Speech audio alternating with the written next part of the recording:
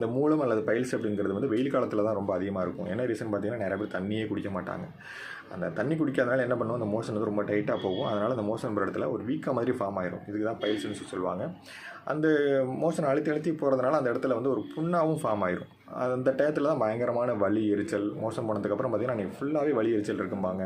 சில பேருக்கு அந்த புண்ணுலேருந்து ஒரு பிளட்டு கூட போக ஆரம்பிச்சிடும். இது எல்லாமே மூலம் சம்மந்தப்பட்ட பிரச்சனைகள் தான். இதுக்கு வந்து பெஸ்ட்டு ரிசல்ட் வந்து ஹோமியோபதி மெடிசன்ஸ் கொடுத்துட்ருக்கு. நிறைய உணவு முறையிலும் கொஞ்சம் ஃபாலோ பண்ணுங்கள். நிறையா வந்து நீர்ச்சத்துள்ள ஆகாரங்கள் கண்டிப்பாக எடுத்துக்கணும். தயிர் மோர் எடுத்துக்கிறது, பழைய சாதம் எடுத்துக்கிறது, பழங்கள் காய்கறிகள் அதிகமாக எடுத்துக்கிறது, ஜூஸ் எல்லாம் எவ்வளோ ஜூஸ் வேணால் எடுத்துக்கலாம், ஒன்றும் தவறு கிடையாது. இதனால் நம்ம உடம்பு வந்து கொஞ்சம் கூலிங் ஆகும், கொஞ்சம் மோஷன் கொஞ்சம் ஃப்ரீயாக போகும்.